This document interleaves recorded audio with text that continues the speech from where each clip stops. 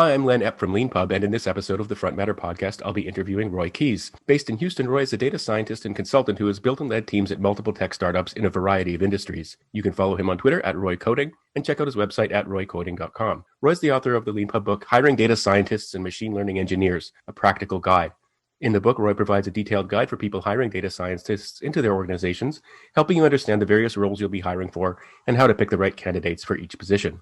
In this interview, we're going to talk about Roy's background and career, professional interests, his book, and at the end, we'll talk a little bit about his experience writing and self-publishing a book. So thank you very much, Roy, for being on the Front Matter podcast. Thanks for having me.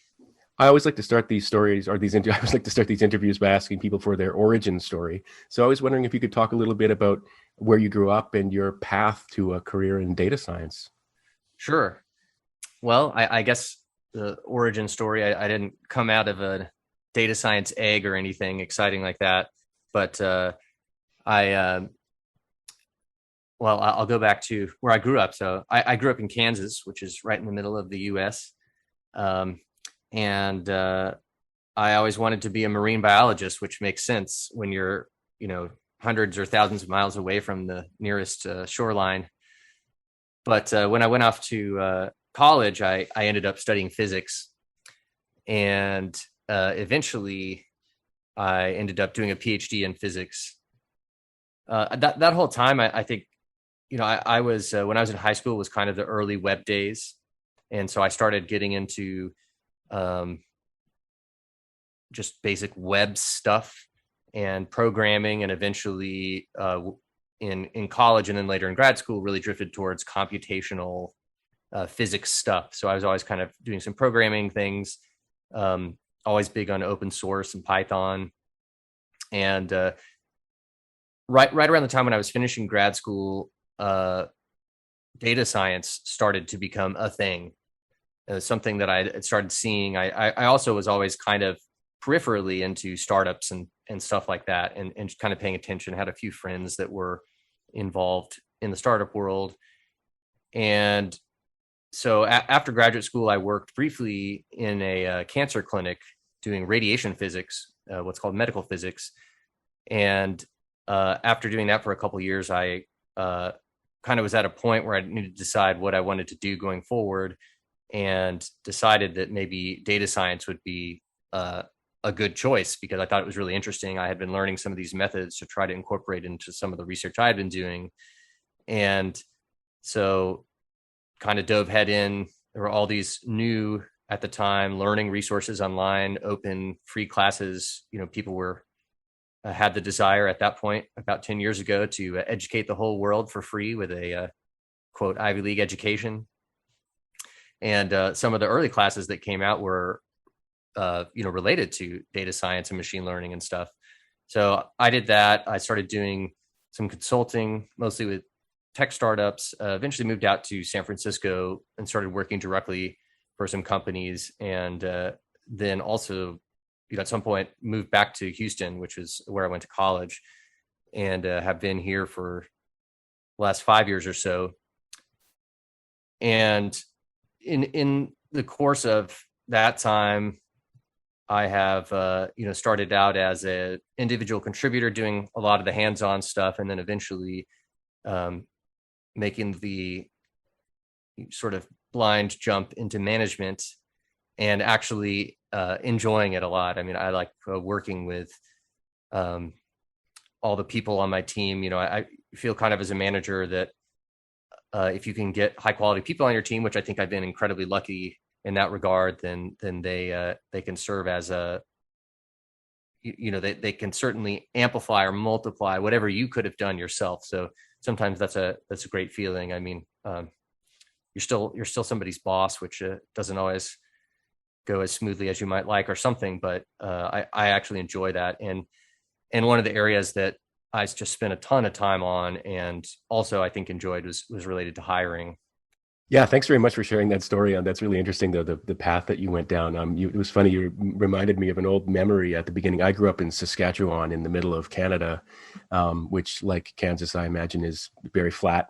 Yes. And there actually is, at least where I grew up, there is a connection between the prairies and the sea, which is that in the pre kind of radar days, prairie kids were good candidates for the Navy because they could judge distances so well. Interesting. Yeah. If you don't, I mean, if you've never grown up in a very flat place, it might be hard to imagine like being able to see the horizon Right. when you spin around in every direction. Yes. And no Uh, trees. and no trees. Exactly. Exactly. I suppose as long as you don't get immediately seasick. Yeah, exactly. Well, I imagine that'd be a big problem. And so, yeah, so you mentioned you did a PhD. It was in physics, I believe, and you did that in Houston. The PhD I did in New Mexico at the University of New Mexico. Oh, New Mexico. Okay, okay. Yes. And what was the subject of your dissertation? So I initially went out there actually to do stuff related to quantum computing. I was probably about 10 years too early for that to really be a viable path, maybe 20 years too early, actually. But then I at some point, I ended up switching over to what's called medical physics, which is sort of a field of applied physics that is mostly deals with radiation therapy for cancer treatment and for diagnostic imaging like X-rays, CT scans, MRIs, ultrasound, that kind of stuff. So I did a clinical master's degree in there while I was in grad school, which is aimed at training people to be able to work in a hospital setting. And then my research itself was focused on what's called particle therapy. That's using big accelerators to shoot beams of charged particles into people and try to kill off tumor cells. And my specific research was almost all computational focused, but it was basically around trying to figure out how you could do these calculations more quickly. Because when you treat a cancer patient with radiation therapy, the radiation doctor, the radiation oncologist, they basically say, okay, here's your tumor, and we want to deliver this dose to those tumor cells.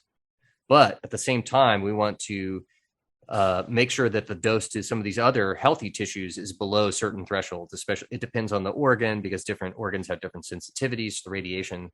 So there's a computational problem in there about how you set up the geometry of the radiation delivery and everything to try to achieve those targets.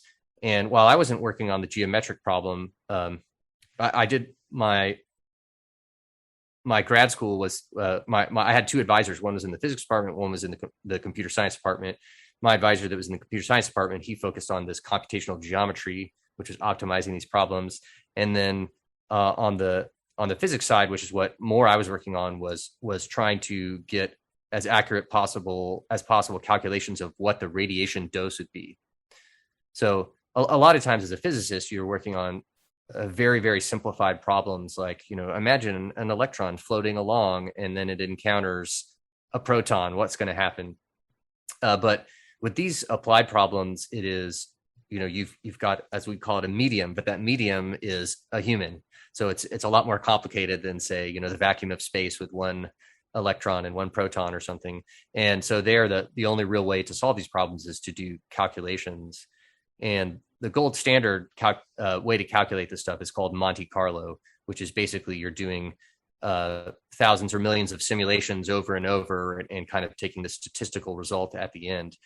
But the big problem with that type of calculation is that on the one hand, it's the most accurate method, but on the other hand, it's very slow. So my dissertation was around trying to figure out ways to speed up those types of calculations so that they could actually be used in a clinical setting. Yeah, that's really fascinating. I'm familiar with Monte Carlo from the kind of finance side of things, Yes. But it's so interesting because from the kind of layperson's perspective, of which I would certainly qualify. We would think someone doing medical physics would we sort of see on TV, we see somebody goes into the tube and then like an image of their brain comes out, and it's not, the machinery behind that isn't taking a picture of the brain. The picture is being reconstructed to you from a bunch of data. Yes. And there's calculations that are going on. It's not a kind of straightforward one-to-one correspondence between what's being fed into the machine and what's being presented to you. And also I think a lot of people would think, if a physicist is basically shooting lasers at something, what do you need computation for, right? You point it and you shoot. But of course, there's so much variability in the human body, and when you get down to microstructures and things. I just made up that word, but you get down to some very small things. There's a lot of variability, and the idea that what you have to do in the end is a lot of really sophisticated guessing, which is what it Yes. sounds like. Right. And one of the main reasons for the radiation therapy that you have physicists who work in these clinics is because you are using some big machine that spits out radiation. But the problem is that you can't see the radiation, you can't feel the radiation, you can't hear it, you can't smell it. And you are on the one hand doing these very sophisticated calculations about here is the shape of the beam we should use, and here's the angle and everything, and this is how long the beam should be on, and all that stuff to achieve the desired doses. But if the machine is not giving you the beam you think you have, then that's not going to work. So a lot of what the physicists do in these radiation clinics is they go in and they make these very precise measurements of the radiation, and then they have to be experts to sort of interpret those measurements and deal with uncertainty and all those kind of things. And so it's a very central role there, and it's one of those things that may be unusual in the medical setting. And I'm sure a lot of people give me flack for this, but it's a role that cannot be fulfilled, for example, by the physician. The doctor, they're the ones on the medical side that are the top sort of level person in the clinic and the hospital. They have the most qualifications, but at the same time, they're not experts in like the physics side. I'm sure that maybe people like pharmacists would say something similar, that they're doing some chemistry and pharma. I don't remember all the terms off the top of my head. It's been long enough, but kind of things where there's like this level of expertise that's needed that just doesn't exist with anyone else. Yeah, I'm a doctor, not a physicist, Jim. Right. But yeah, no, that sounds just like really fascinating work to have done. And it's really interesting. I was just thinking about it, going over your bio on LinkedIn and stuff like that, what it must have been like to go from a kind of structured world, an academic kind of degree like a PhD, and I didn't know about the clinical work, that training that you did as well, and to go from that into the just fray of the startup world. What was that experience like? Well, I had a little bit of a taste of it before, but certainly there will be people that I've worked with in the last 10 years that would be very surprised to know that I used to wear a tie to work. But while I was doing my master's degree, I actually worked at a startup, and that was a startup that was building particle accelerators. So a hardware startup, except that the hardware itself was all, $1 million plus hardware. And it was a bunch of physicists from Los Alamos using, technology that they had developed for physics experiments. And then we were trying to build these relatively small particle accelerators that accelerated protons to use in a lot of different medical and industrial applications. And, that was certainly for the people in kind of the startup world, the problems there were around product market fit, funding, and the iteration cycles on these products were would make many startup people just give up, probably, because we're talking years of iteration cycles and using physical technology that you would send off to someone to do super precision machining and manufacturing, and then you get it back and oh, by the way, it doesn't do what you expect it to do. So very different than the software that most startups are working on. So I had some sense of that, and that was a company. I guess the most classical startup aspect to it was that it didn't work out in the end, which is that's the story of most startups. But it was good experience. It was kind of interesting. And I'm sad that it didn't work, because they were trying to do some cool stuff related to some photovoltaic processing with these particle accelerators. That was, the customers wanted to do that, and then several medical applications. But then later, when I decided to go into the startup world, and as I mentioned before, I'd always been kind of paying attention, reading the news sites and stuff, probably since the early 2000s, related to startups and what was going on. And so when I decided to go that route, I contacted my friends that were kind of in this world and started asking them for advice, and then kind of jumping in it is a big transition, I think, from sort of the academic world, or also when I worked in a hospital, very bureaucratic, very different setting. Um, once actually, when I was working in a clinic, and I proposed to my boss that we get access to the database that recorded all of the kind of treatments, how the treatment worked, and the equipment. And that way we could monitor some of the stuff that was going on and also investigate something that had happened. And, I went to the IT department. My boss said, great, go talk to IT. I went to the IT department, and they basically looked at me like I was some sort of hacker trying to break in. Why could you possibly want access to the database? And eventually the CEO of that cancer center had to tell the head of IT, like, you need to give Roy access to the database. Because it was just very far removed from the way that they did things, at least at that time. And so going over to the startup world, where they'd say, oh, here are the keys to the database, do whatever you need to do, try not to crash it, very different. And then just iterating at all times. My two main startup experiences, the startups I spent the most time in, one was around sort of frantically trying to find product market fit. And the other one was about frantically trying to get margins to the point where, profitability would be possible, and more immediately that people would want to invest more money in the company. And so those are things certainly that in an academic setting or something, it's just very, very different. Academia is more like, try to get your grant accepted and then try to shoehorn the things that you're doing that don't quite fit under that grant into the grant so that you can pay for them. Yeah, I wanted to ask you, that gives me a great opportunity to ask you a specific example. For example, when you talk about product market fit, for those familiar with the lingo in the startup world, what it does is what that usually means in people's sort of imagination is that you've got an idea for a product, you put it out there, and you try and find a market for it. But what happens, you said iterating a couple of times, is that like you can't really iterate the market, but you can iterate your product. Yes. And so what you do is you try to find what's called product market fit, where you've got a product that has a market out there that wants it, and then you can try to achieve profitability. And I think, for someone like me, for example, when I think about product market fit, I think about like UI, for example. Right. How does the UI work? How do I make sure people know what this product actually does and that they can actually do it? But from a data science perspective, how can data science be used to help a startup find product market fit? And well, I think there's two sides of it. One is the analytics side of things. And so you come back to the UI stuff, it's like you're doing A/B testing and these kind of things. How is the market, if you will, responding to this version of the feature versus this version of the feature? And then on the other side of it is sort of like if you are building a product that is powered by data, so data driven somehow. And then there's often a question,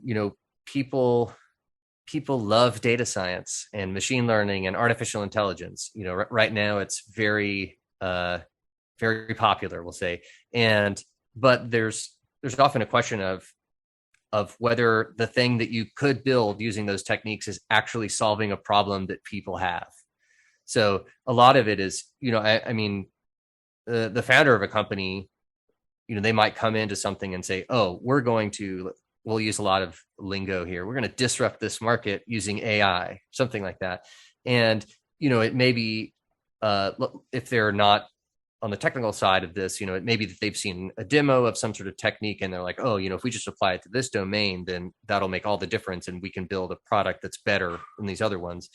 But, often it's hard to know if these techniques that you're using are actually going to perform well enough, or if the data is actually going to be available, or, if you're going to have to spy on people or do something that people don't like, but also ultimately, are you going to actually be able to build something that is better enough than the other solutions that exist, that people will want it?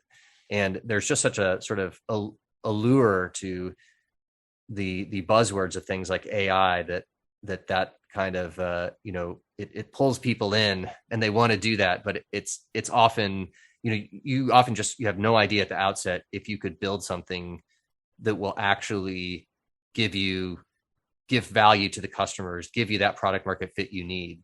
And it could be that really what you need is just a reasonable system and a reasonable UI and UX kind of experience that people want, and that the AI component is small to none in there.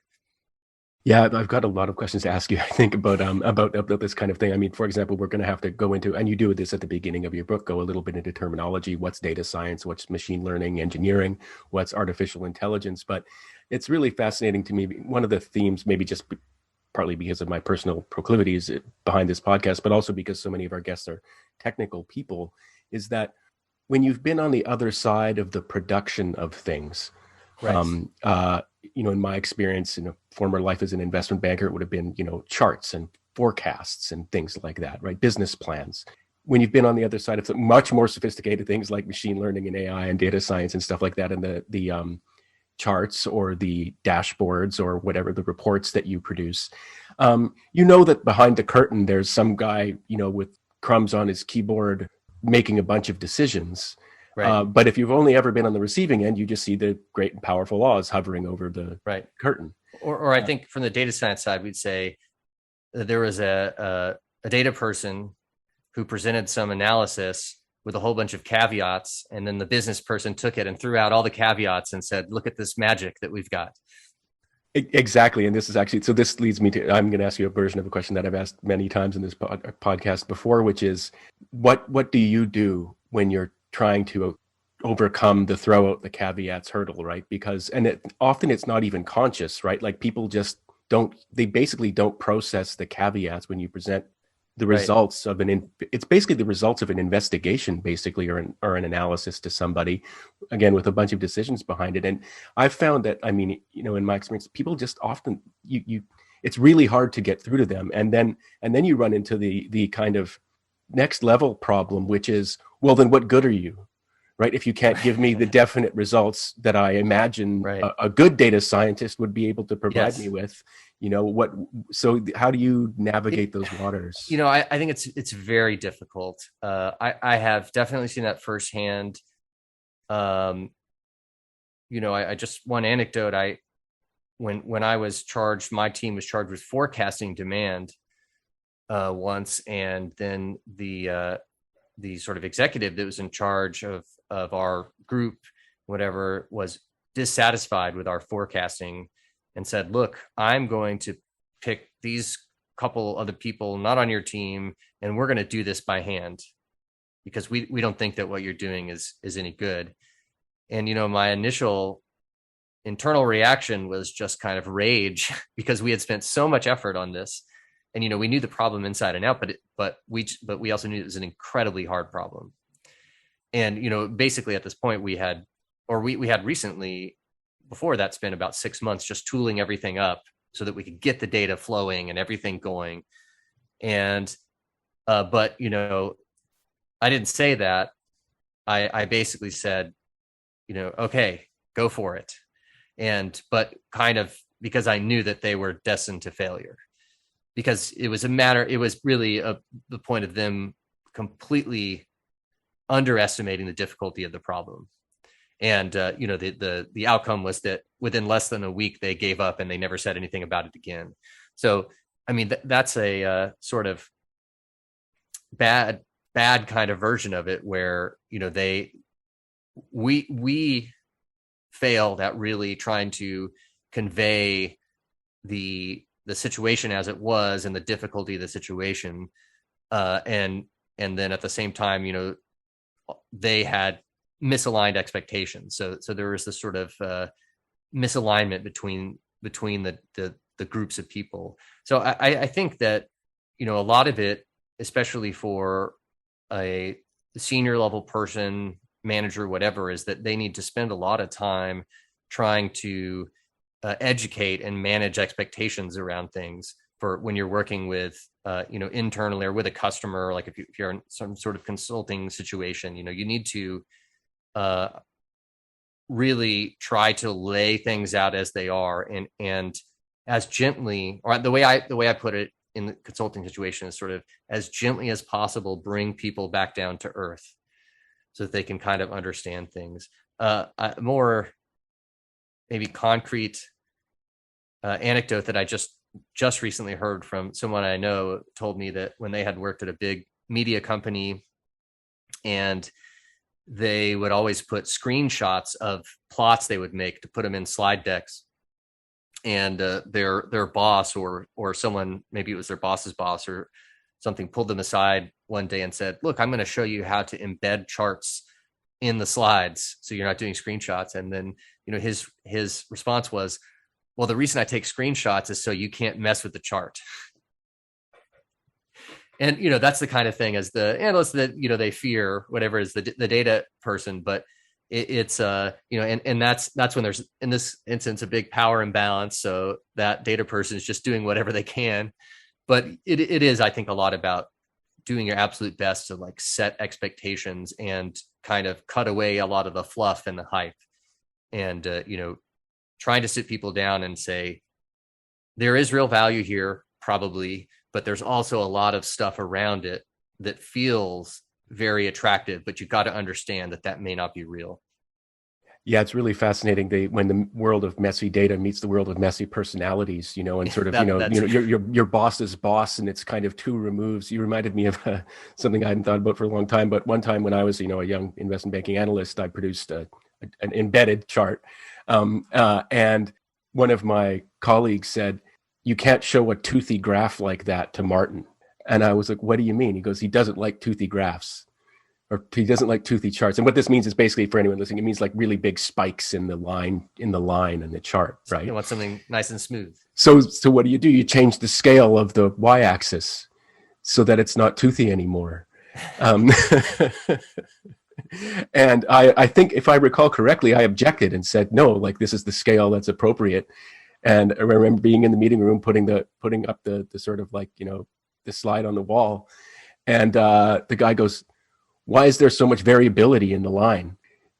And he didn't care about the scale. It was just a feature of the line being toothy that grabbed him. And that's not to knock him or to knock me. It's just that, people, the things that often people think are actually very discrete are not. And as you say, that really, like, that coming down to earth is really important. And another really important theme there is, all of a sudden, with big data and things like that, there are a lot of people in the C-suite or just below it who are suddenly exposed to the results of technology that they wouldn't have been maybe 50 years ago. And old strategies for management that perhaps even endorsed or approved the idea of zero domain expertise, for example, which is the idea that an executive shouldn't know anything about how things work because they're operating at the level of how things work from the management perspective. Right. I'm sort of like fumbling this presentation of this idea, but basically that old idea of zero domain expertise, there's a fundamental question about whether that's actually possible in business when software has eaten the world. Right. And just to pick a sort of like cartoonish example from, just the other day, Richard Branson pays a bunch of other people to get him into near orbit, but Elon Musk actually gets into space. Right.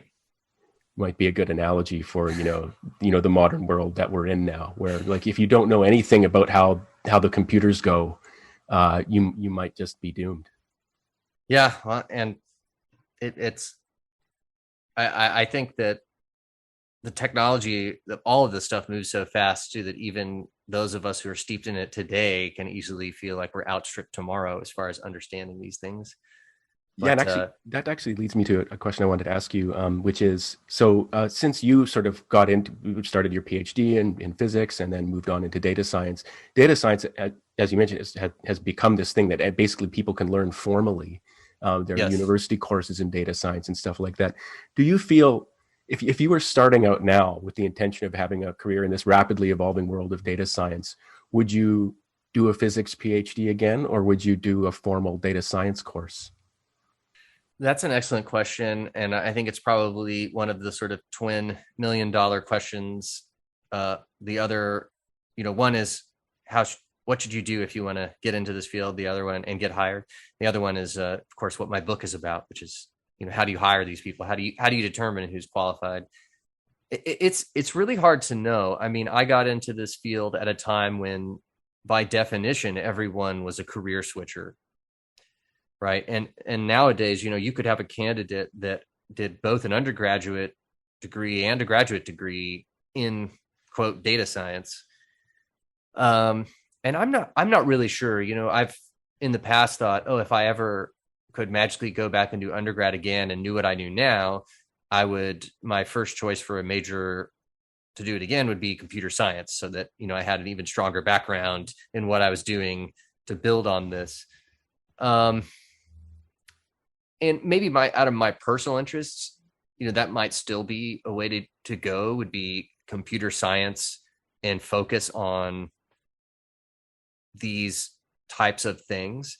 I think there's also an argument to be made that if you just know these techniques, but you've never really dealt with real problems to apply them to, that maybe that's hollow.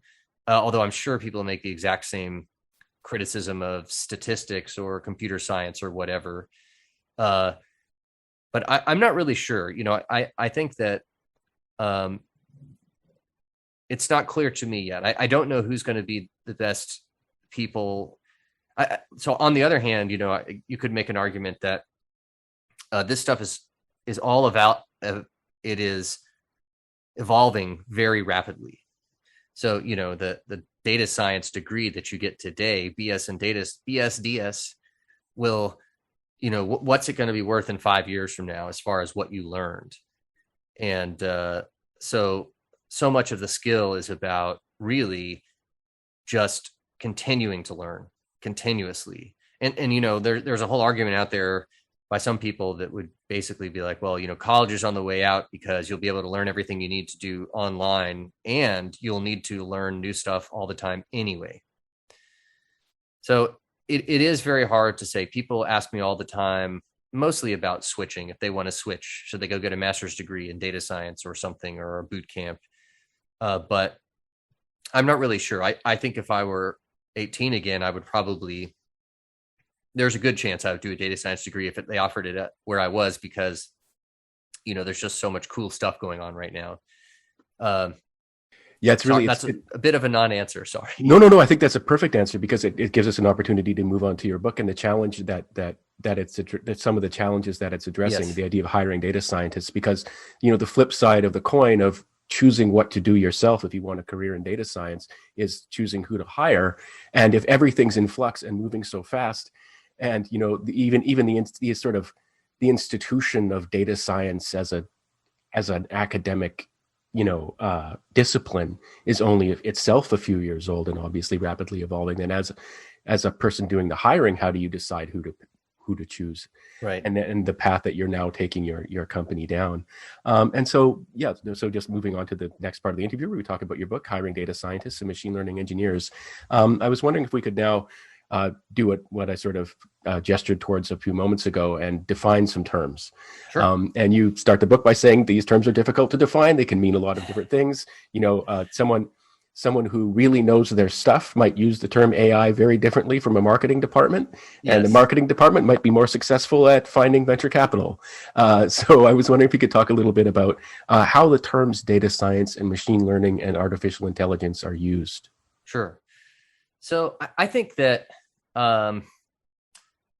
data science, when it came about, it was sort of defined in a very broad way, basically encompassing any kind of things that you would be doing with data in a sort of technology and business context, especially.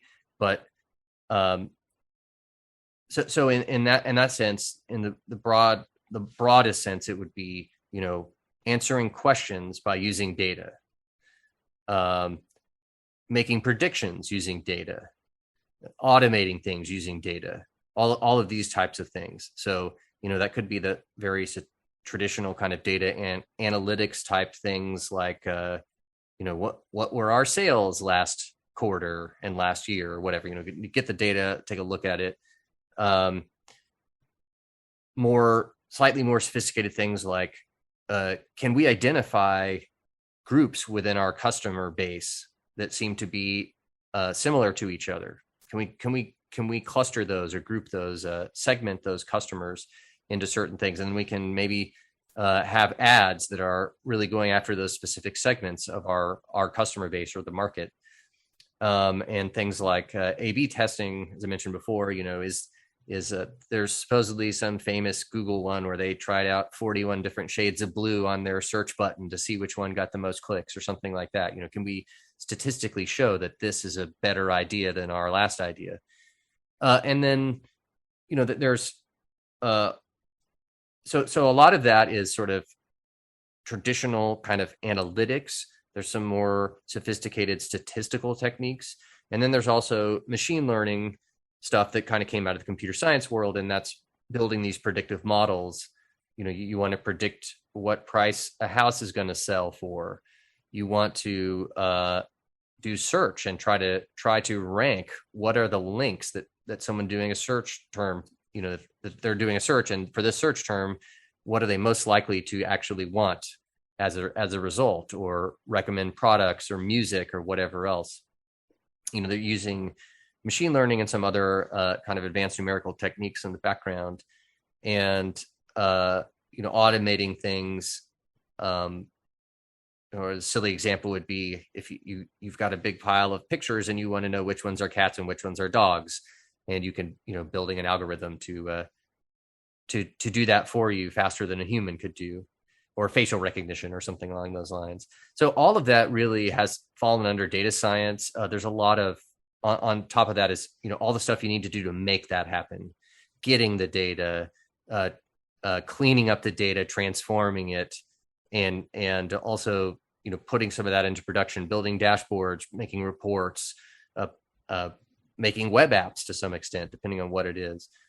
Now the machine learning part is that subset of techniques that is really a way of creating computer programs where instead of the programmer manually sort of describing the logic, if this, then this, else do this, else this, you are using data to essentially train the program, as the whole process of training, to figure out what logic should be used internally in the program.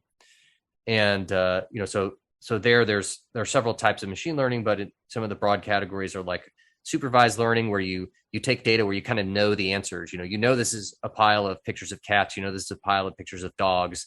And then you feed that data in, and your algorithm during the training phase makes a guess, and you can say, oh, that you said cat, but it was actually a dog. And so then it goes and it tries to adjust its internal parameters so that it's able to make, on average, the best guesses.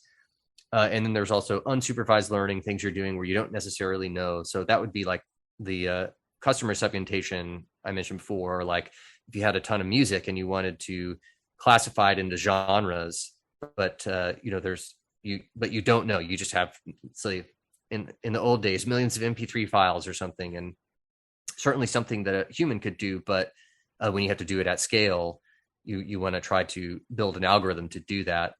And so you're trying to extract meaningful features, as I'd call it, from this. So you might think of things in music like beats per minute, and how loud it is, and if you can identify certain instruments or whatever, and metadata that might go along with it. But there are still, if it's unlabeled as for unsupervised learning, then you've got a lot of questions. Well, how many genres should the music break down into? How, and all sorts of stuff like that, because you don't know ahead of time. And, you might be in the world of like, I'm trying to think of some let's say, roots reggae, which is probably a relatively straightforward kind of genre, but then you come over to something like metal, and there's like every song is in its own genre, as far as I understand. There's like so many genres that just splintered, and then you have to make decisions there at some point. Do we just call that all metal, or should we break it down into the 20,000 different subgenres? So that's machine learning. AI, I would say, is a broader set of techniques than machine learning. But today, when people talk about machine learning, it's 99% of the time they're talking about artificial intelligence. Historically, there were probably two main schools of artificial intelligence. One was trying to go in and handwrite all the logic rules to make decisions. And famously in the 80s and 90s, people used what were called expert systems, and they would, go and interview the radiologist and say, okay, how do we tell if there's a nodule in this chest X-ray or whatever? And then say, well, I look for something that's about a centimeter across and it's brighter than the others, and blah blah blah. And then so in the expert systems world, or knowledge-based AI or rules-based AI, you would try to go and really codify those decision rules. Whereas in the machine learning world, the idea was that you would try to use the data that you had to teach the program what those rules were. And then AI has a long history of sort of these they call AI winters and sort of booms and busts, where people got very excited and then it didn't work out, and then they got excited again and then it didn't work out. And at the moment we're kind of in the last decade or so, a pretty high for AI, all based on machine learning. And we've been able to demonstrate a lot of actual value that can come out of these techniques.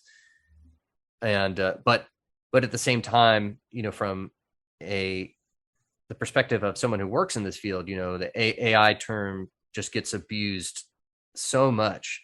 And so it's one of those things that I think I put this in my book, but the kind of standard joke is that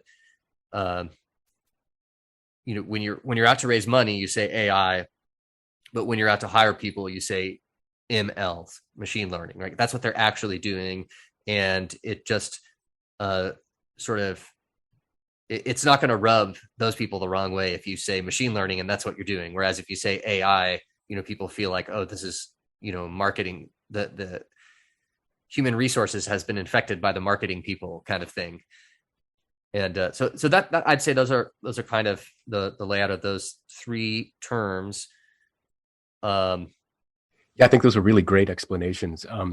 It's funny. Another AI joke that you reminded me of is that something is called artificial intelligence until we build a machine that can do it, and then it's right.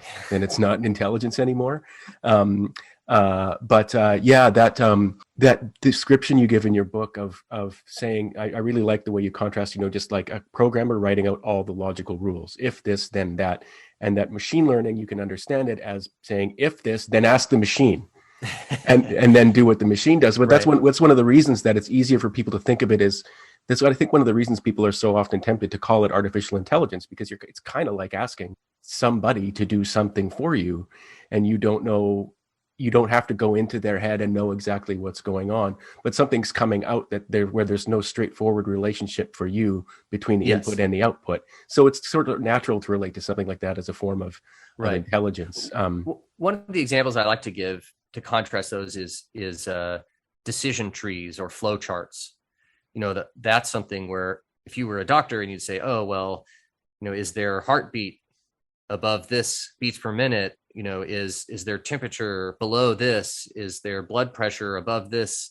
And you can think of writing down those rules, and that would be your flow chart or your decision tree. And you could easily write that as a program, right? Whereas the machine learning, typically, like in the supervised scenario where you knew sort of the symptoms going in and you knew what the outcome was, what you would do is you would put that information, that data, into the training algorithm with the machine learning, and it would eventually, in the end, it would just try out all these different combinations of those decision rules.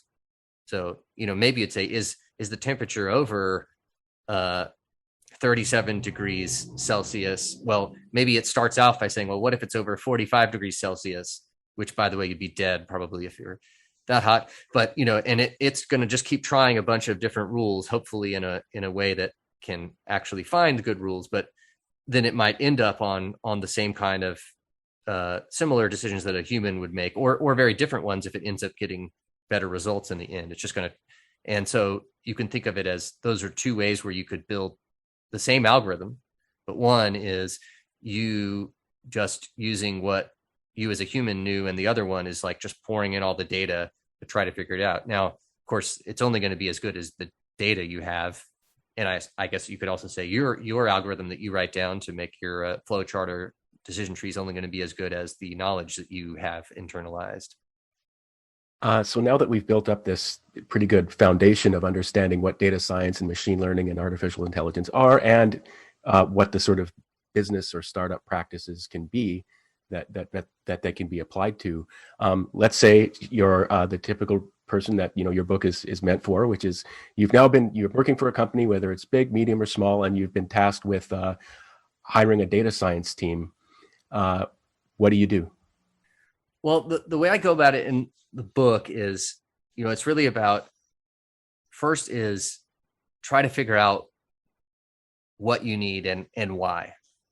So I try to start, off with the fundamental questions of, what are you trying to achieve? What are your business goals?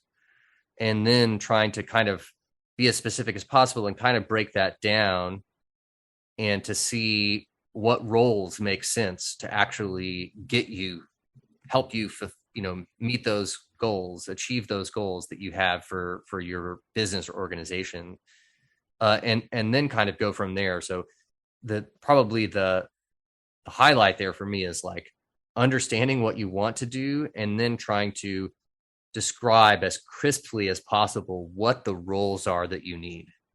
And that helps you for several reasons, but one of those things is just kind of overcoming all of the confusion that's out there. And you can argue about whether, for example, job applicants will actually read the job description or not, but the classic problems that you kind of run into are, here's an ad for a data scientist and a bunch of data scientists apply, but they may have all been doing very different stuff than what you need them to do. But your description of it was very broad. We want you to get value from our data, something like that. And in the end, that's kind of bad for everybody, because you wasted a bunch of your time and they wasted a bunch of their time, because it was actually very different. And even worse, if you hire someone and you haven't conveyed what it is this role is really aimed at, and they have very different expectations. And I think it's one thing you mentioned too is that there's this interesting issue with scale that you have when you're hiring in data science, because if you're in the sort of tech world, it's famously sort of recruiting good software engineers is like there's not enough out there, right? Often, and but when you put out put your shingle out asking for people to apply for data science jobs, you just get deluged. Yes, I would say that's been one of the things that has. I don't know if surprised me is the right word. Maybe I just, I wasn't really expecting sort of in the real world what the overall candidate volumes would be like. You see people are talking about data science and machine learning all the time. So obviously this is a very popular thing, but until I was faced with the actual numbers of candidates and stuff, I wasn't really prepared. And so that's probably been my biggest challenge that I've been faced with. And I talk a bit about this in the book, that this book is largely written from my experience, and my experience has been in small to medium-sized tech startups. And so the challenges I've been faced with are like low resources to support the hiring effort, and then just a very large candidate volume. So, and over the course of my career, which, in absolute terms sounds short, but in the data science world been pretty long. I've gone from seeing a manageable number of candidates where I was the one doing pretty much everything to an unmanageable number unless you designed a process to be very efficient. And so a lot of the book talks about kind of confronting that challenge of that huge volume of applicants, which can just be overwhelming. And I contrast that to, like in my last company that I worked at, going over to the engineering organization, which was separate from data science, and talking to them about their hiring challenges and stuff. And, their applicant pool was just so much smaller that, they could use a very different process and still, spend time with their children and things like that. And so that's one of those things. I mean, so depending on the type of org you're in, that might mean that you need to spend time working with HR and recruiters and whoever is working on it to help them understand what this challenge is, and also be prepared for that. And the certain aspects of your hiring process that might work in one part of your organization won't necessarily work for your data science and machine learning hiring if you're faced with that. And I also talk about this in the book a lot, but the footnote there is that if you're trying to hire a senior manager or a very senior technical person, you don't have that problem. It is, now suddenly your problem is more like you just can't get enough candidates, because there just aren't that many people out there that have the amount of experience for those roles for you to be getting inundated. But if you're looking at the more junior roles, new graduates, those kind of things, I mean, it can be overwhelming. And you've mentioned the term process a couple of times, and I think you talk about that, about how one of the most important things to do, if it's just you and a friend with your startup, you don't necessarily need to define processes. But if you're dealing with a bigger organization, maybe with an HR department, and if you are going to have the scale issue with the first wave of candidates, then the most important thing to do, as I understand it, is to actually have a defined process. Yes. At the beginning. You're going to iterate, you're going to change, yes, but exactly. To have a shared, and the importance of defining it is that definition of the process can be shared and understood amongst people, and they can say, look at something and go, yeah, we're in stage 3 with this candidate or something like yes that. I think that when you talk to candidates, which is basically everyone, because everybody's applied for jobs at some point, and I guess there's maybe a few people who just became a founder or something in the beginning, but everyone's had bad experiences as a candidate. And I think that probably a lot of people out there, or at least in the tech world, would say that their overall experience trying to get a job is probably negative on the whole. And some of it is, I think it's a fundamentally difficult challenge. Just trying to hire, trying to do it in a way that is effective, efficient, and fair. I think it's just very difficult. But also, there are a lot of companies out there that they just don't spend much time thinking about how you might do this well. And I guess that's the goal of my book, is to help people, give them a set of questions and a thing to follow to try to do this well. But I think that it's lost my train of thought. No, that's okay. I think that you just reminded me of something, a discussion I had a while ago with somebody about this very same issue. And it was, one of the things that they said was that recruitment is marketing for the company. And that's something really important. And I say this specifically with respect to sympathy for people on the candidate side of the desk, right? Or the process, right? It's that, if you keep that in mind as someone who's working on the recruitment side, that this is actually marketing for the company, that can really help you. Not just there's the sort of squishy element of empathy and stuff like that, which is actually really important. But there's also this is actually important for our business, that we treat people well. Right. And transparency and a good process and fairness and things like that are all really important features of the other version I've heard from people I know that worked at Amazon. They would say that one of the rules they had there, and maybe bringing up Amazon is good or bad depending on who you are, but they would say that we treat each applicant, they're a customer, and our number one value or whatever in the company is that we give outstanding customer service. And I'm sure people could disagree about that too, specifically, but people I knew who had been hiring managers there, they'd say, so we have these things where whatever guidelines, rules, targets that we're trying to follow, where we want to get back to people in these very short time cycles. We want to do all this stuff. We want them to come away feeling like they got the equivalent of great customer service.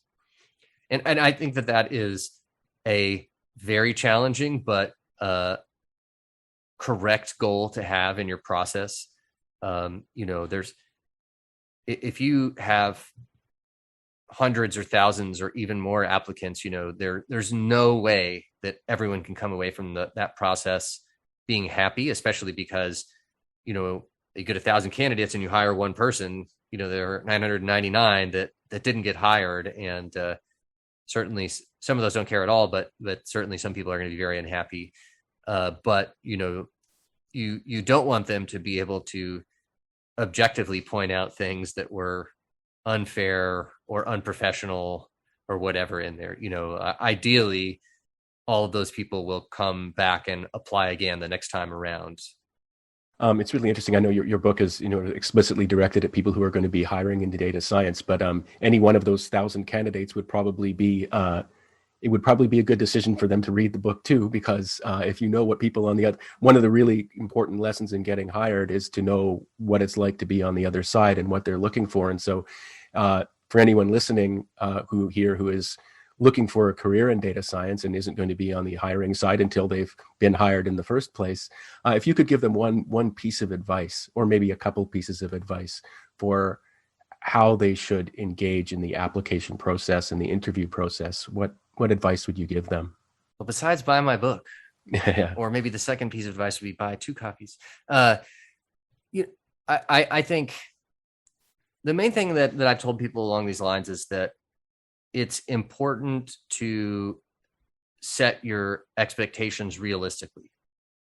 So part of that is that, like I've mentioned, there are just so many candidates out there that unless you are just absolutely outstanding, much of the time you are going to get rejected.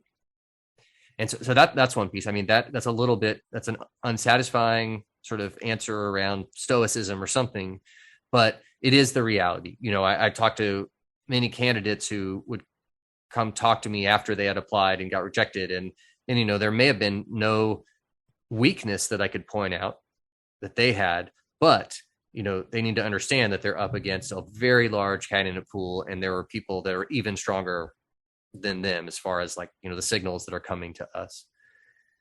So that's one thing, and I think that's probably a baseline. I think otherwise, a lot of it is about numbers, applying widely. If you, and this almost feels a little bit like cheating, but if you know people that work at a company and it sounds like a really good fit, then trying to get some sort of referral or whatever, and you may be put on some sort of short list. That's not something actually that I've ever done, just in the with the goal of fairness in mind. We kind of put everyone on the same level. That's a hard thing to do. It's very enticing to see someone with a strong resume or whatever and not do that. And a lot of people wouldn't do that, but that's the general rule that I've followed, is to try to treat everyone fairly. But that doesn't mean that it's bad advice, I'd say, to try to get that, because a lot of places that is the case. I think that's probably a bad practice, but that is what places do. And I think that it's very different depending on what level you're coming in. If you're coming in at the entry level, like I said, is that's what if you're coming in on the more senior level, a lot of that is done in a more conversational way, right?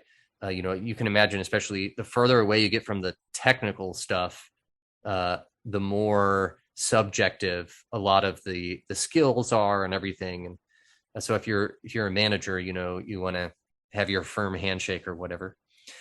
But yeah, I think those are probably my 2 main pieces of advice. And then the other baseline, I guess, is, most of these companies are going to give people technical assessments of one kind or another, and you should do your best to prepare for those. A lot of times they're bad assessments, they're unfair, whatever. They're testing you on inverting binary trees, which is not something that data scientists ever need to do, but they may be doing that. But if that's the reality, then you often have to go out there and do it. So those are probably the things. There's no magic formula. I think that the people trying to get hired are in basically an equally difficult situation as the people trying to hire. Yeah, one last question I have about that is very specific. So in programming, in the world of software engineering and stuff like that, often before you've had your first job, one thing that people are often advised to do is to have side projects of their own. So some little app that you've built somewhere, Right. and people can find the source code on GitHub and look at it and stuff like that. So even if you haven't had a job, you might actually have something that you've built that you can point people to, and it might even have users who can refer you and say, oh, I know so and so, they built this and I use it every day in my such and such task. Right. Is that true in the data science world as well? I think so. I think especially early on, people were putting stuff out there, and there weren't many other examples of some cool analysis or some cool app that pulled a bunch of data in and did whatever. I think, and I think that it depends a lot on who's doing the hiring, how valuable that will be. For the process that I've typically run, I would say it is valuable, with the understanding that, like, I typically wouldn't look at that stuff until someone's gotten into the later stages. So this is one of the hard things that some of the discussions I've had, where, because the challenges I've faced are just like this sheer scale and volume of the candidate pool, I basically, in the early stages, can't spend time looking at resumes, cover letters, or side projects or anything like that. So there's just simply not enough time. And so instead, it's like, try to focus on how can you most efficiently and effectively filter those candidates, and to narrow your funnel of candidates to the next stage. And as I mentioned, I ended up adopting the process where I wouldn't even look at resumes, and for a few reasons. One is that there are so many resumes that you just can't tell apart. And then, the other ones is that oftentimes the resumes are, the quality of the resume, as far as getting the signal about the candidate, it can be so unreliable that, that you can sort of waste your time doing that too. And, certainly the technical skills assessments that would give are imperfect at best, but it's kind of a fair way, relatively fair, as fair as you probably could be, way to do some sort of assessment that will still allow you to deal with that volume and that scale. So, as I mentioned in other ones, you could have 1,000 candidates and they're all Grace Hopper or whoever, is incredible, but like, you just don't have enough time to talk to each one, certainly, in your process. And so that's basically the way that I look at that. So now, like, as I said before, if you've made it a couple stages in, then we start looking at candidates in a more thorough way. And then, I'm looking at their resume, usually not as a filter, and the project's not as a filter, but as additional pieces of information. It might be like, oh, can you tell us about this? Or like, we're hiring for, let's say, time series forecasting, but we also notice that they've done work on audio, and somehow that ties into something that we want to do. So we might say, oh, well, these candidates are about the same, but this person, they showed that they can use this technology, or they have this experience, or whatever that's additional. So I think that, compared to sort of traditional hiring methods, that's a little bit flipped as far as using the resume much later in the process. Yeah, thanks very much for sharing that. And for anyone interested in getting more into the details of how you can build a process to deal with such a large volume of applicants in such a kind of indeterminate industry with maybe indeterminate demands from management, please buy the book, Hiring Data Scientists and Machine Learning Engineers. And so just moving on to the last part of the interview, where we talk about your experience, the craft and process and experience just of writing and self-publishing a book. I guess my first question would be, why did you choose LeanPub as a platform for writing and publishing it? So I didn't really set out to write a book. I was, last year, kind of during the pandemic, and in the beginning of the pandemic, I and most of my team were laid off from the company we were at, because just along with a lot of other people at that time. And so I ended up doing a bunch of consulting. And then at the same time, I was like looking for ideas to build a software startup and a software company. And as part of the software company, I ended up kind of focusing on ideas around hiring, because I'd just been spending so much time on that, and I wasn't happy with the tools that existed. And I was trying to figure out, was there some software that I could try to build that would help people be more effective and efficient and fair in their hiring process. And so as part of that, I started basically interviewing a whole bunch of hiring managers to ask them about the challenges they were facing and what their process was, and how they went about everything. At the same time, I'm having a bunch of conversations with clients and potential clients that are basically, who should I be hiring, and how do I hire them, and how do I structure my team, and all these things like that. So strategic stuff around their stuff they're doing. So basically, at some point I was like, oh, I should just write a series of blog posts that covers a lot of this stuff so that I can essentially point people to that. And then a couple of things happened kind of simultaneously, coincidentally. One was that I had been sort of hanging out on the SaaS Twitter world or something, people who are building these SaaS companies. And I saw someone said something like, hey, before, you don't need to wait until your software is ready to release. The first thing you release could be a newsletter or a white paper or something along those lines, while you're still, trying to get your product out the door to help you, build some credibility and get, make the market aware of you, things like that. And then the other thing was that my friend Joel Gruss, he had just released his most recent book, and that was on LeanPub so he decided to self-publish it versus going with a traditional publisher like he had with his his book before that. And so, I kind of very naively thought, hey, maybe I should just, instead of writing those blog posts, which I had drafted a couple of them, I should put that out as a book and sell that. And, it can't possibly take more than a couple months. And so, looking at LeanPub, when I went and I checked out his book, Joel's book is, I believe it's called 10 Essays on FizzBuzz. And, I went and checked it out, and then, I looked around and I said, oh, this is a platform that looks like it will allow me to get things done quickly. I would say that, that was the main thing. And my goal was my primary goal, we'll say, is not to be like a best-selling author, but rather, to get some stuff out there that I could promote and help me towards the goals that I have.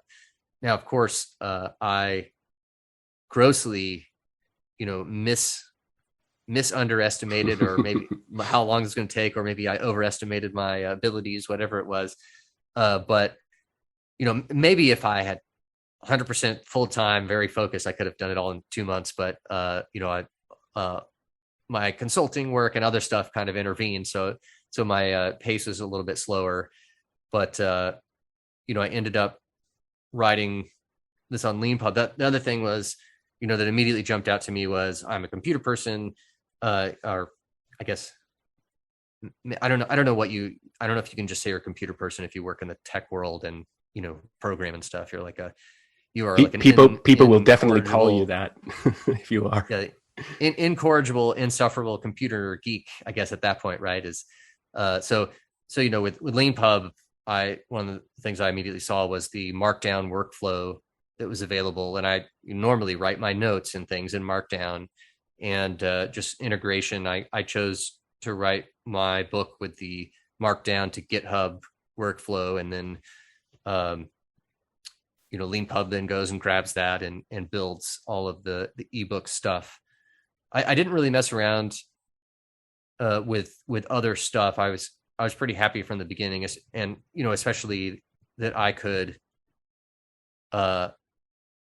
put my book page up on basically day one and say, here it is, and then start spamming people I knew to say, look, I'm going to write a book. Here it is. please sign up. Please put in a price you think would be fair, what you'd be willing to pay, and get started.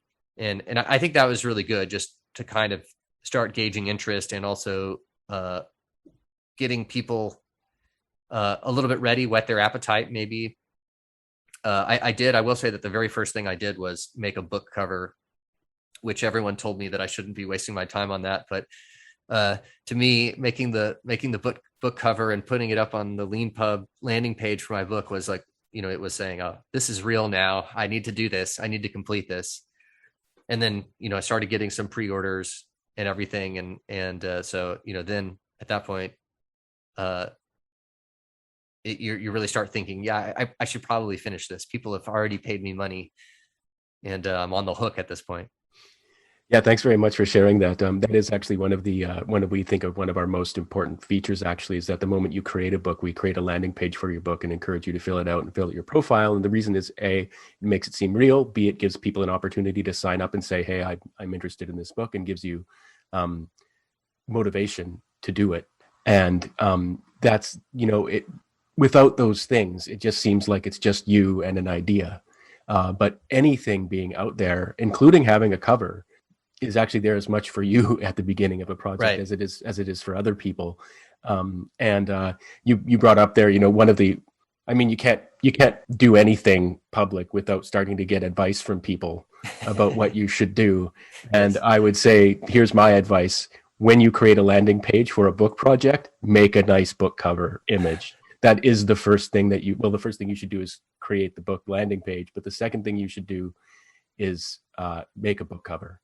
It's really important. And in particular, it's very important in the self-publishing space, because it's a sign that you are serious about what you're doing, and you're going to try hard, right? I mean, the skill of making a good book cover is a unique skill, and it's not the same as writing a good book on any topic. But sure, the fact that you put in the effort to do it is not unique to the craft of making a right.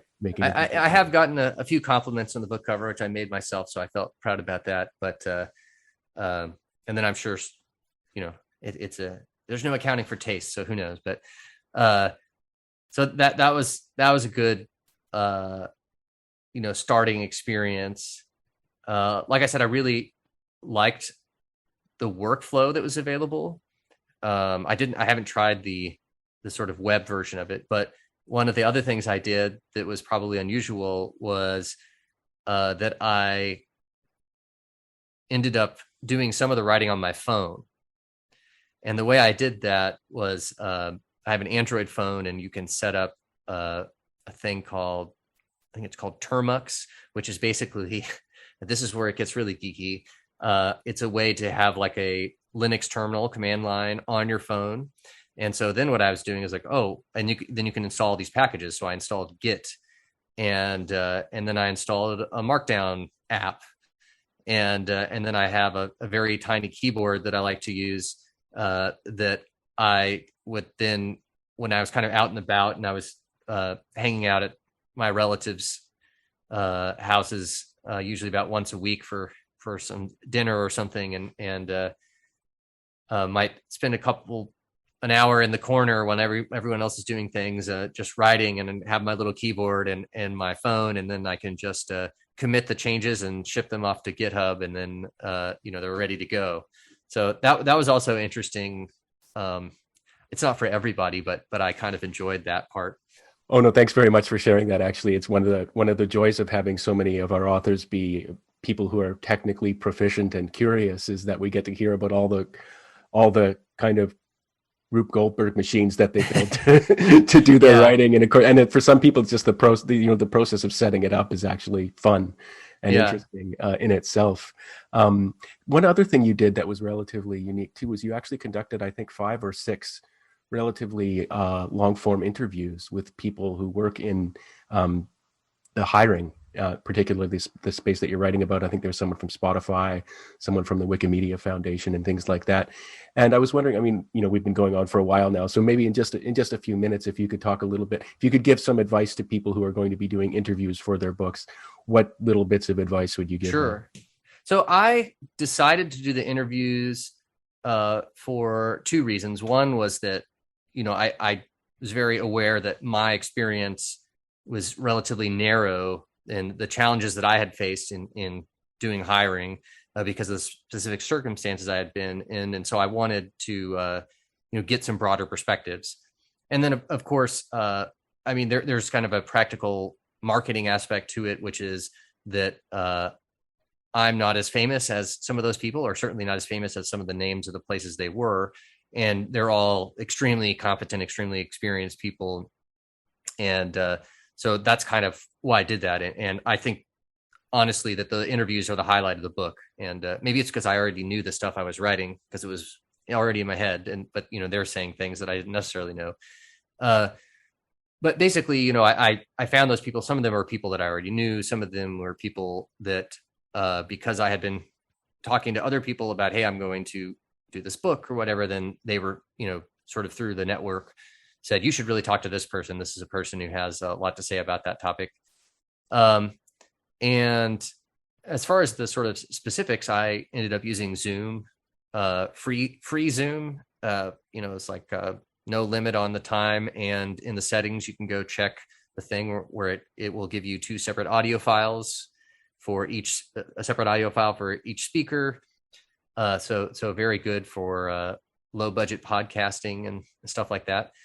And I had some ambition to turn the interviews that I did into some podcasts or clips or whatever that I'll use to help promote the book or something. I'm not sure yet.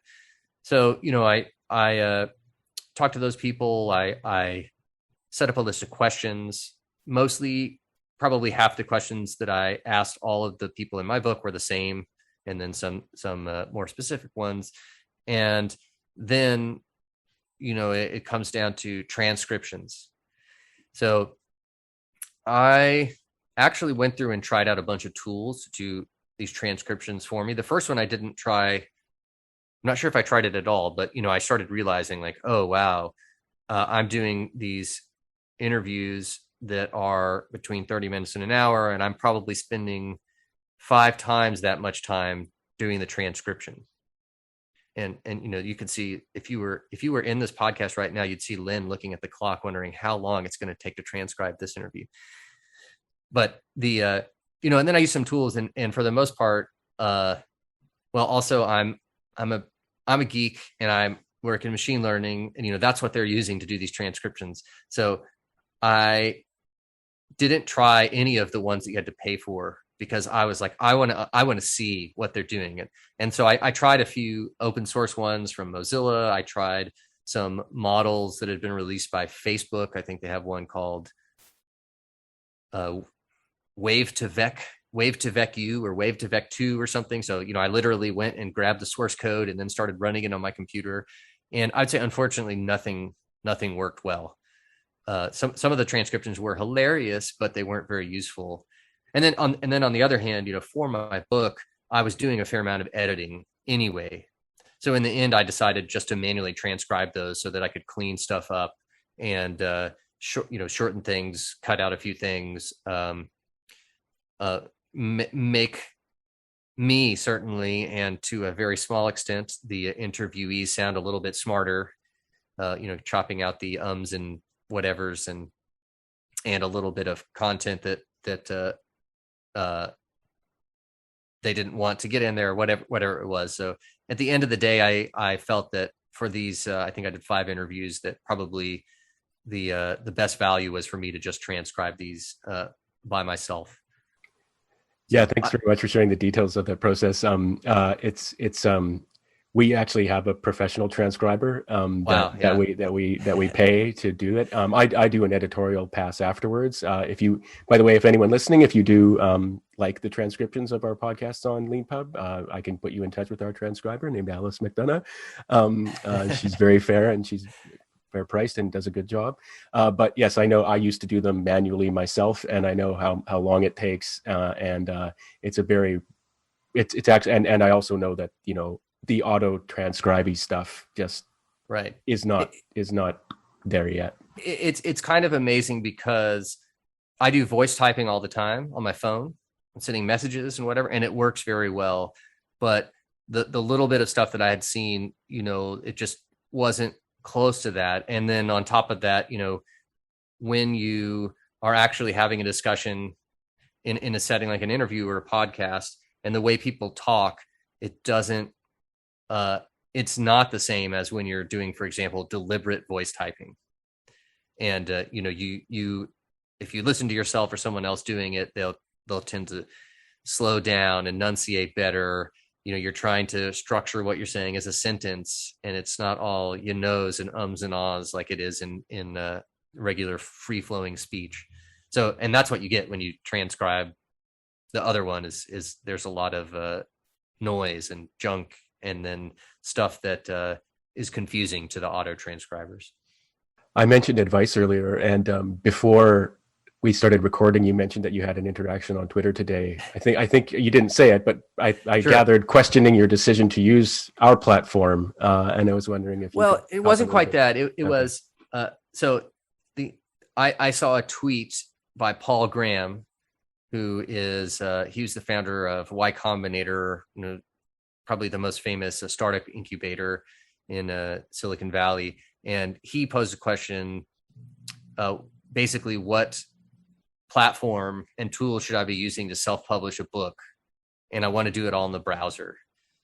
And I replied to that just saying, oh, I just released this book on LeanPub, and I didn't use the browser tool, but it exists. And then the other thing he said was that he wanted good control over the graphical elements. And I said, LeanPub might be the one you want. Someone else then asked him, well, why does it have to be all in the browser? And he said, if it's not all in the browser, it's a sign that they're just incompetent. And I wasn't sure what to think there, because, I probably wouldn't have chosen LeanPub if I had been forced to be all in the browser. And so to me, it was like, I want to use the tools I'm most comfortable with, which in this case was my text editor, right? And I think that's for a lot of people. And obviously LeanPub has kind of a specific audience that's kind of centric around, tech people that I find that to be very easy and nice. And also, you can, well, like I said, I did something crazy, which was use my phone to do some of the writing, but also, you can be in one of these Zen mode editors to block things out and stuff like that.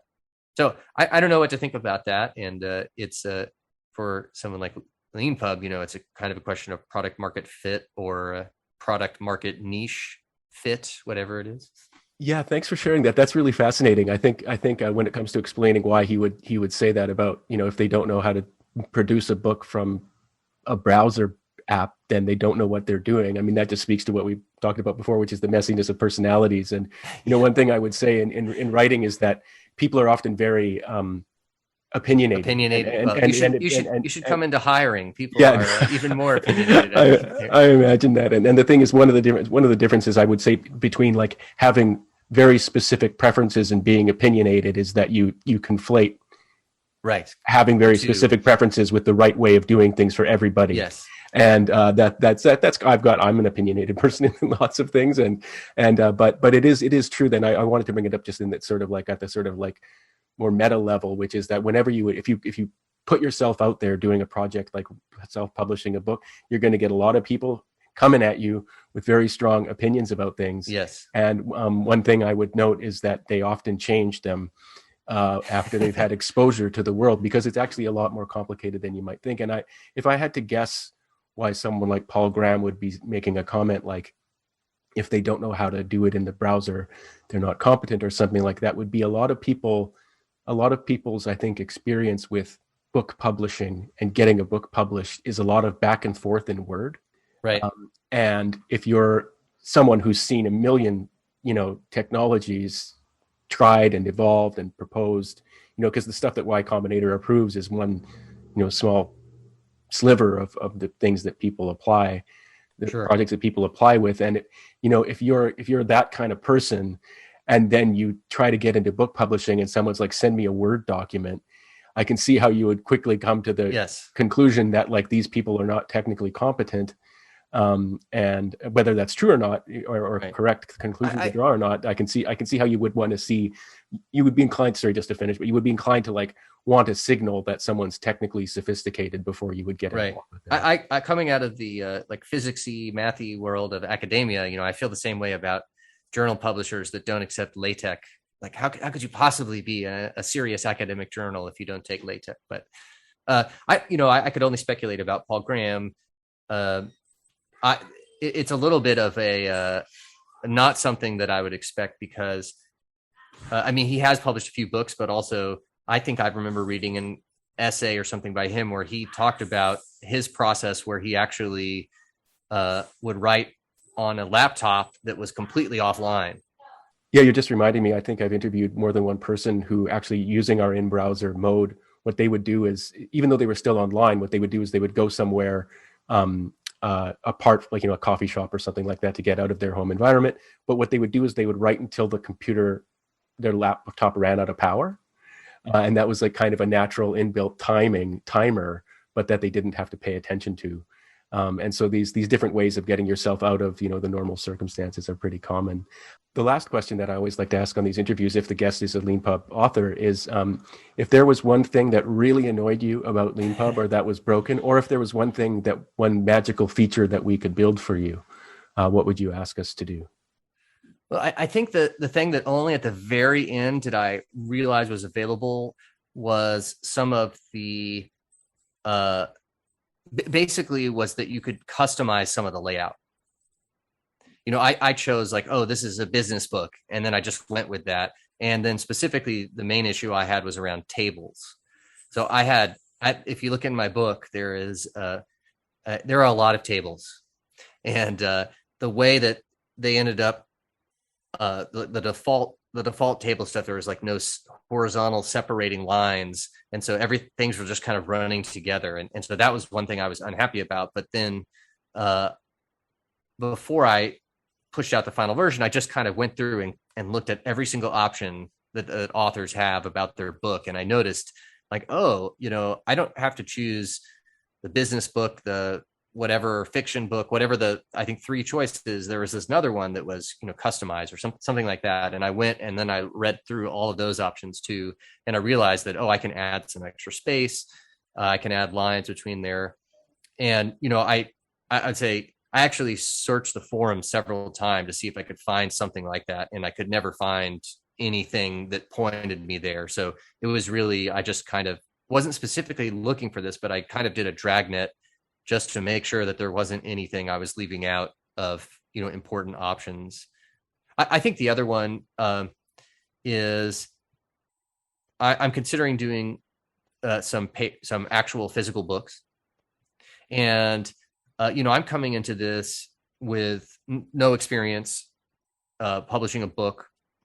And so the real question to me is like, what is the absolute easiest way to go from what I've just written to a physical book, or maybe a better question also would just be like to very broad distribution. And I've tried to kind of stay away from Amazon just out of laziness / preference. But, I'm kind of looking at it now because thinking about physical books, I thought about that because I thought maybe I would just print a few as keepsakes and give them to, for example, the people I interviewed as just a thank you. Here's a physical copy of the book. But when I looked at a couple of places that did digital printing, they also had, what looks to be one click, set up a storefront, and you can sell those books and print on demand. And so I've been looking into that in recent days just to try to figure out what's the best option. But I feel like, if there was a dead simple way to do that would be incredible. Yeah, thanks very much for sharing both of those points. On the first one, what Roy's talking about for those listening is that every LeanPub book has 4 theme options. The first is fiction, the second is nonfiction, the third is business. Oh wait, no, the third, I think it's fiction, nonfiction, and technical now. We got rid of the business theme. Or the name, we just renamed it to nonfiction because that's obviously more more broad. I hope my book is mostly nonfiction. Yeah, but then there's the custom option as well. And if you choose the custom option and you're on a standard or pro plan, then you have all these sort of global formatting settings for your book that you can tweak. And we do, by the way, add to those from time to time based on they're basically every single one of those is because an author asked for it at some point. We don't do everything everybody asks us for, but if you're writing a LeanPub book and you're getting to the point where you want to do some more customized global formatting settings, and there's something that you need that we don't provide, please feel free to reach out to us and ask if there's some way to do it, or if we can build that in. And on the second point, I believe we have at least one. There might actually be 2 guest posts that I can point you to, and we'll put links to these in the transcription of the episode. Guest posts from LeanPub authors who've gone into print and who outlined their process.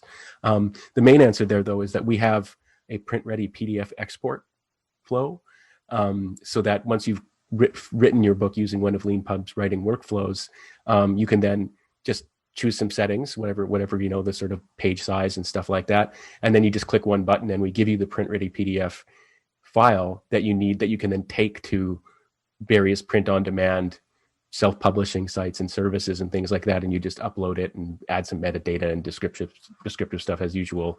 And so we give you the option to do that. More generally, that the idea of going wide or going narrow, as they sort of, well, I don't know if they say going narrow, but they definitely say going wide in the self-publishing blogosphere. And that idea is that you've written a book, good for you. You've got it in ebook format, good for you. You've got it in print-ready PDF format, good for you. Now put it out everywhere you can. And the other view, of course, and that's, by the way, that's assuming that none of the services that you're using have exclusivity requirements or anything like that. Right. But the other approach, obviously, is point everybody to one place. And so this is just a sort of, decision that any self-published author has to make. Do I want everything in one place, or do I want it in many places? If it's in many places, which one do I prioritize pointing people to? And yeah, it's a choice. I mean, at least I will say, not speaking for LeanPub, but like the advice I always give is go wide. Put your book up in as many places as you're comfortable putting it up. And as many places as you like, if you don't want to manage all the data coming from all 10 different places, do 5, whatever works for you. But having your book up in more than one place, at least at the beginning, is a really good idea, because A, you'll reach more people presumably, but B, if you do narrow it down to one in the end, you'll only know which one you should choose after having tried more than one. And so if you find, for example, that you're selling more copies on Amazon, but you might find that you're making more money from LeanPub. Right. And, because we pay higher royalty rate. And so, balancing those things out then depends on what's your goal. If your goal to increase your public profile, well, then you don't necessarily care about money so much. As your goal to sort of attract clients to your consulting business or something like that, then reaching as many people as you can is maybe more important than making money. Right. I think that it, the question that people ask me is, is this going to be on Amazon? And I haven't decided that yet. I don't understand all the details related to launching this on Amazon and if I'll need to do anything. But certainly one of the parts about LeanPub that I've really appreciated is a very large degree of sort of we're partners with the author and we feel that being non-exclusive is in their best interests.